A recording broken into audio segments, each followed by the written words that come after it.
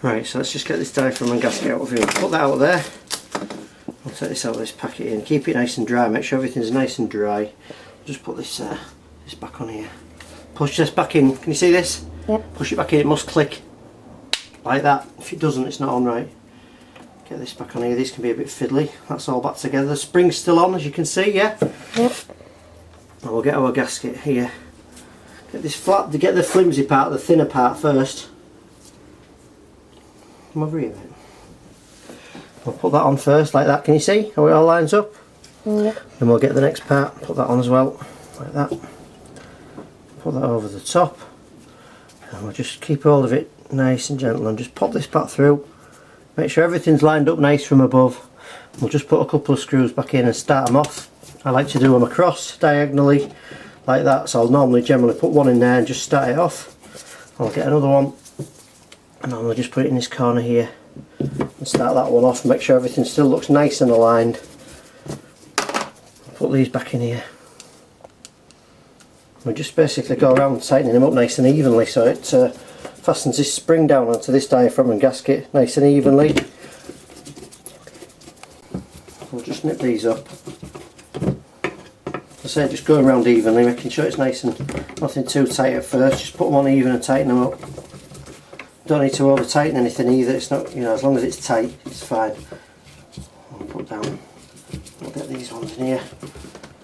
We'll try it, and we'll just see how this mower runs with those governor springs on that are a little bit out of shape on the links, but with a new diaphragm and gasket, and just see what difference it makes to the running of this mower. I'm going to put that back in there.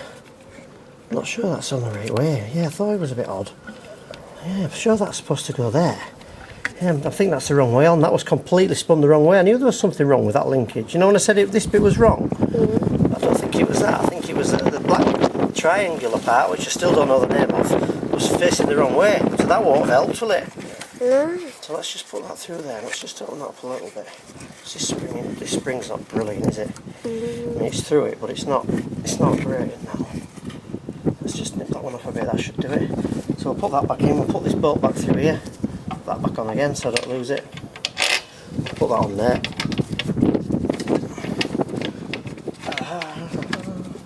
So we'll just get that one started. Don't tighten anything up. Make sure you've got them both in first before you start tightening anything up. Flip these around here. Honestly, you can make a fortune if you learn this one repair. Get some mowers like this, you can make yourself a great little bit of extra income working from home. It's such a simple job, and there's so many mowers now that are for sale on eBay with this diaphragm and gasket repair that wants doing on them on this type of engine. Most of the old Briggs ones are like this. As I've shown the what did I buy the other week? SP454, which was a pain because I had to take all the carburetor off. I had to take all the linkages out. I had to take all these big long rods that go through the air filter box on. They're a bit of a pain, whereas these are so simple to do.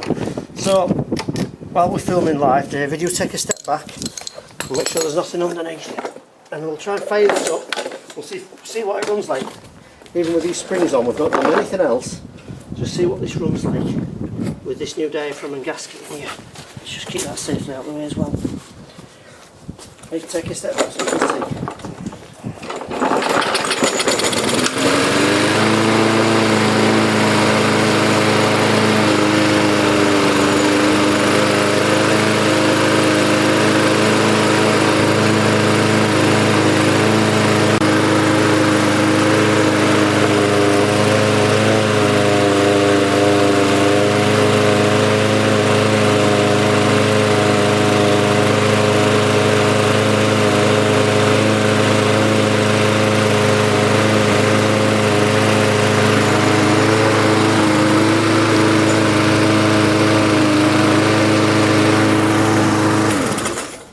Can you see me, mate? Yeah. You like videoing, don't you? So as you can see, that little fix, that's completely running perfectly now, just for the sake of 5-10 minutes in my garage. You can tell that's not revving up and down or anything like that. It's all starting up correctly, it's not kicking back. And when it runs at an even speed. So if those governor springs are on okay, I'm going to just nip them around with some long nose pliers, make sure they're not going to come off. Let's just fire it up again and make sure it's not kicking back.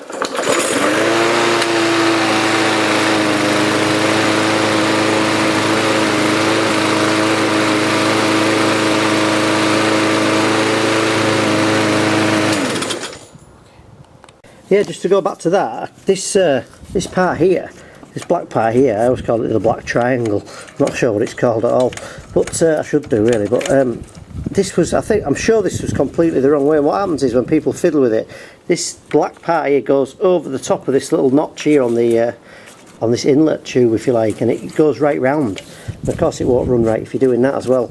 So these springs, I'm just going to nip them off at the end, make sure they're nice and not going to come off nice and tight on there. But everything must move freely. It just shows you that you can fiddle around with these springs all day and try and get them in the centre, but if the diaphragm and gasket's not working properly in the carburetor, you'll never fix this. Best way to clean that off is get some old fuel, even some old stale fuel will do, and just basically grab it and just squeeze it out and it'll clean it all off. So we'll do that in a minute. I'm just going to clean all this off, and it's another little telltale sign that a lawnmower's been tipped up and down when the air filter's black everywhere, and you can tell they've been messing about with it. And that's probably when you buy one that's they think's ruined, because it's getting black smoke and white smoke chunking out of it everywhere. And actually there's nothing wrong with it apart from the air filter's bad. So we'll just put that back on there. This is what I'm getting from Retro Restore. From a link to a channel called Retro Restore, which is by a friend of mine called Martin Butler. And Martin actually set me off doing these lawnmowers years ago. If you go back to part 1 of my channel, that was after an email he'd sent me saying, you know, I could really get some good lawnmower videos on YouTube and start getting a bit of a following. So it's thanks to Martin that I'm actually filming these videos and putting them on YouTube. So check out Retro Restore as well. I think I put a link to it on the last video, and I'll try and put one to this. So we'll clean that air filter off. We'll go and pop this back on. That's another little job done. Come on, we'll go and pop that on. Make sure we'll teach everyone to get the right way around, yeah? Yeah. If you see one that's like this for sale, with this pointing to the front, you know they've been in, because I did that when I first started. This actually sits this way around, like that. I'll tighten that back up. And that's how they go. If you see one that's the other way around, and they say they haven't touched it, they're probably lying to you. So that's the air filter box back on. We'll check the oil in a minute, can't we? See if that wants a bit in. So that's there. Know how to do this one, you're bigger, won't you? Oh, yeah. Probably have the electric ones by then, unfortunately. I think that's undone. Sometimes you can't get it undone, I just normally get a screwdriver and turn it off. Yeah, it makes you wonder, doesn't it, in sort of 20-30 years time if anyone will have a petrol lawnmower. But I bet they will. People still like the power of them, especially people who are using them on a daily basis as well. So this says threading to check. Are you looking at this? Yep, it's upside down. I know it's upside down, but you can still read it, can't you? What's it say upside down? Threading to check. Down. Right. So we'll put that in. That means what that means is thread it right in. It means screw it in to get the actual value of the oil. And we'll see how much is in here. It looks nice and clean as well, does that? Yeah, so there's plenty in there, and it's right on the full thing. So this hasn't been used much, has it? I'm not even going to change that. It's perfect. There's enough in, and it's clean. That's nothing that really needs doing. We'll have a quick look at this kill switch on the back of here. Just check this kill switch on here, make sure it's not covered in grass or anything daft's happened to it. I would imagine it's been alright. I don't really think it's had a lot of use on this mower, to be honest. I think he said he did it 5 or 6 years. Yeah, you see. Look in there, when you're filming there, you get a good shot of that. You see that? Yeah? Well, this needs to be cleaned. If it doesn't disconnect here, I'm tempted to take that cable off on my own, but I won't. This wants to be clean, so I'm going to clean that off. This is all part of making sure that this is serviced and it's going to run properly. So we'll get a cloth and a wire brush and clean that up. Are you filming me? Yep. Alright, have you got a good shot of it, have you? Yeah. We decided to we're just having a bit of camera training, aren't we? Yeah. Just decided to get my hairline out.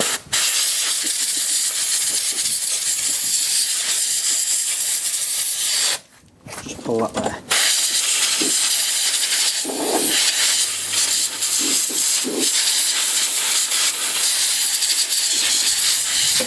There we go. Can you see how clean that is?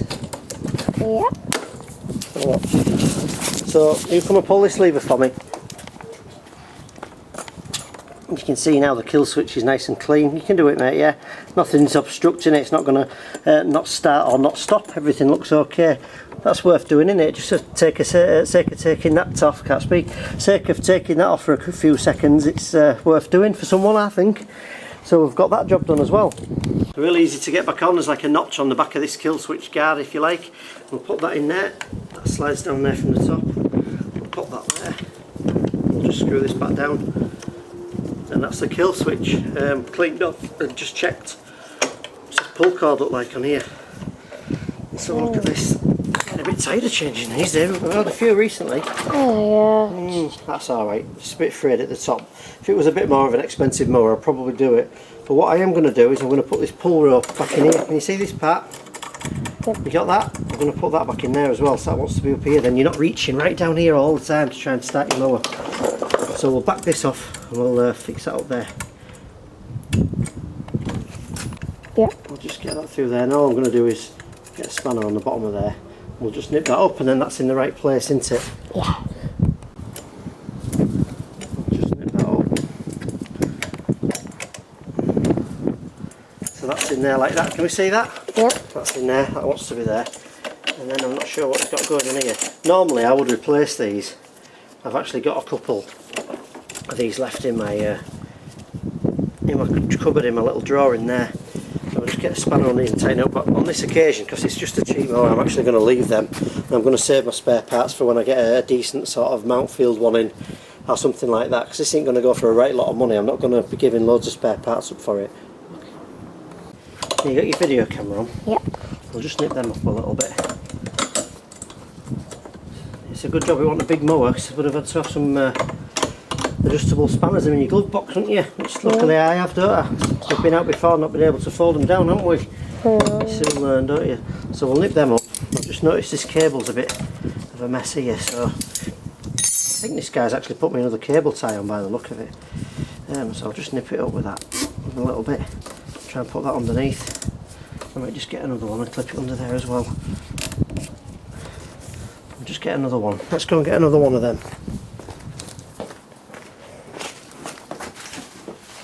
Get another black cable tie from here. And a knife. And we'll just put one on the bottom as well.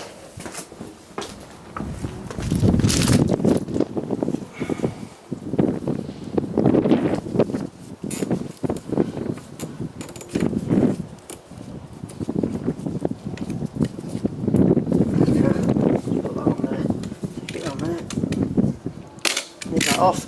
So all we really need to do now, mate, is give it a bit of a clean, don't we? Yeah. We'll give it a bit of a clean off and we'll sharpen this blade up, I think.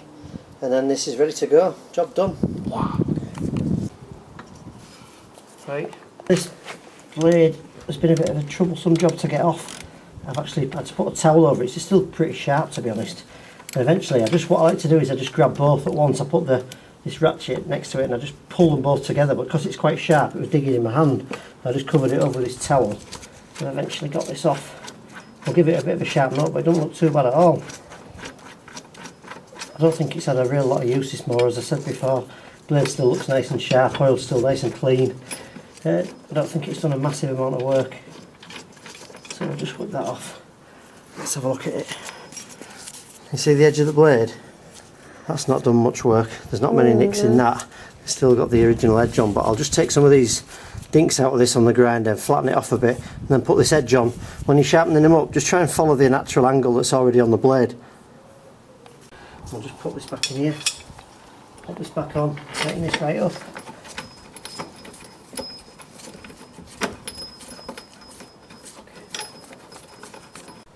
So I'm just going to start this up again now. I've put the blade back on, it's been tipped up. Reconnect this spark plug. Now I'm just going to start it again to make a bit of smoke with it being tipped sideways a little bit.